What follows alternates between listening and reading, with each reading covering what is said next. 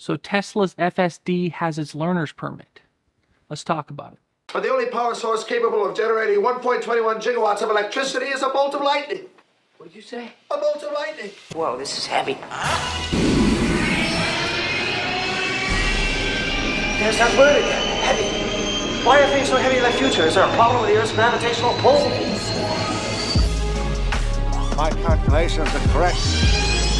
When this baby hits 88 miles per hour, you're gonna see some serious shit. So FSD 12.3.6 is the current operational software that's installed on all Model 3s and Model Ys that are currently in the supervised beta program of FSD. I came from the school of thought when I originally purchased my Tesla that FSD was unusable, unserviceable, and really just a gimmick. I actually had several moments where I would share information to my friends and family about FSD, telling them about how bad it was, how I wish there was no cameras on a Tesla. They had sold stripped down versions where we didn't have to deal with this nonsensical software because it was so bad.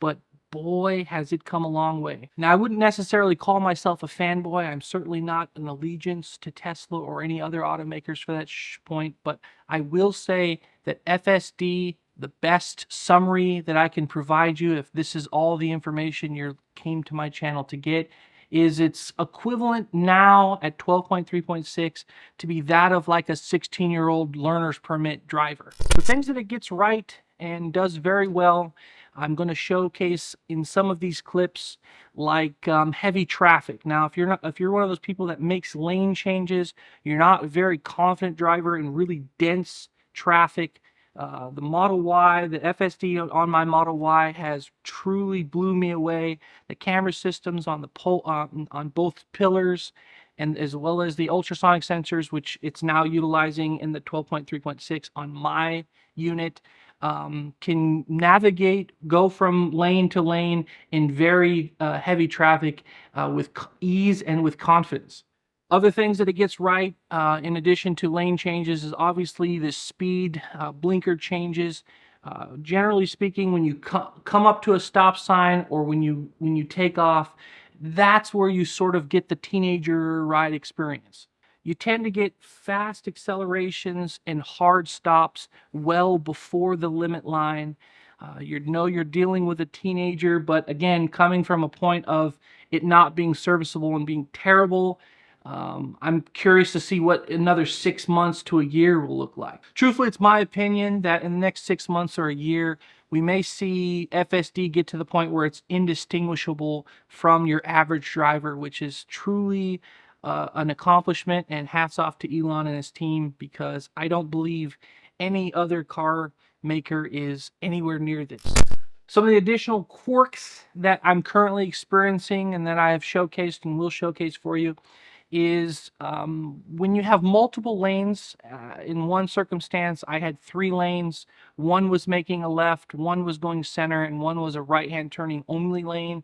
The FSD could not discern the turning lane from the continuing on straight lane, went to the stop or the light at the center lane, thinking that both lanes were a turning lane, and because there was 2 lanes to the left, and unfortunately it got confused. I had to discontinue the FSD so that I can get myself into the left-hand turning lane and reactivate it. So you're gonna have experiences like that.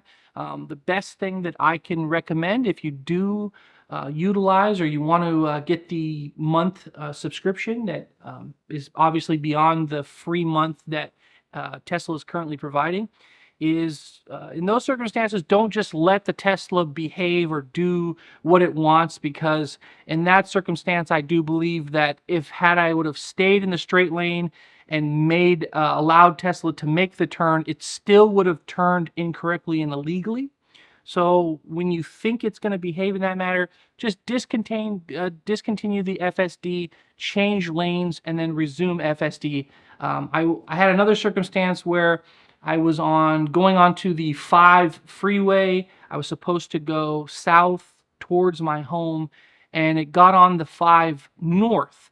Now, I let it do its thing instead of changing lanes, and it merely got onto the incorrect freeway, went an exit down the road, realizing it had made the mistake, got off and back onto the proper 5 South, and re-corrected itself. Now, again, I wouldn't necessarily leave that to Tesla to do. You're much better off discontinuing the FSD just for the moment to correct it and then resume.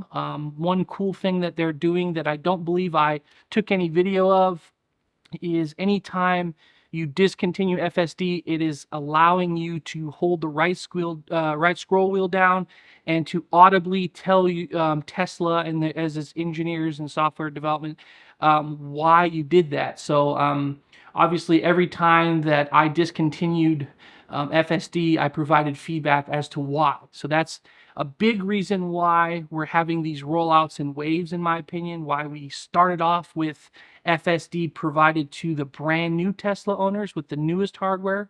And now it's gotten to the point now where you have the oldest hardware with the ultrasonic sensors, is because they're going to take the data from all of these Teslas and enrich the autopilot and make it that much better at a much greater pace than what they were getting through only subscription holders. Auto parking as a whole has some pros and some cons. I found that it being hit and miss. One thing I will say to have more successful auto parking is when the parking spot becomes available on the screen, you want to stop your car and immediately engage it. There were several circumstances where I would pull up slightly more before stopping and engaging the auto park, and it would have to overcorrect itself a number of times before it can get into the spot. Another time, I don't know if I filmed it, but I pulled a little bit further instead of immediately engaging the auto park, and I was close to the end cap, or I was on the end island spot, and the tires got too close where I was going to hit the concrete end parking space, the island there. And unfortunately for that, I had to discontinue the auto park and park myself. But outside of that, I would say 75% of the parking attempts that I've made were flawless, backing in, no problems, and, definitely utilizable, serviceable.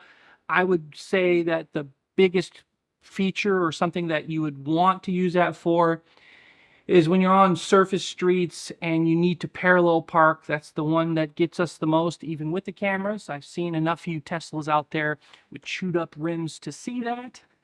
So parallel parking with this would be definitely confidence booster, and I could see the practicality of using that. So really happy about that overall and how that'll look like in the next 6 to 12 months. So in conclusion, if you're content with FSD 12.3.6 as it is, as a 16-year-old with his learner permit, then you should have no problem spending that $99 a month. I thought it was ridiculous at $8,000. Nobody keeps their car that long, and you cannot transfer the FSD to a new vehicle. So realistically, FSD should only cost about $6,000 for a lifetime subscription. But $99 is much more reasonable, practical. You go through the summer months, you go through certain months where you can find yourself driving a lot, know you're going to drive a lot. FSD is definitely the way to go and the approach to get, and it's definitely something that I'll consider in the future after my trial closes. And that's pretty much it, guys. I hope you enjoyed this video. Please hit that like and subscribe down below. If you haven't already, drop me a comment down below. I love hearing from you guys. Have you ordered your Tesla? Are you considering FSD lifetime, monthly? Hope this gives you some useful, beneficial information, and we will catch you on the next adventure.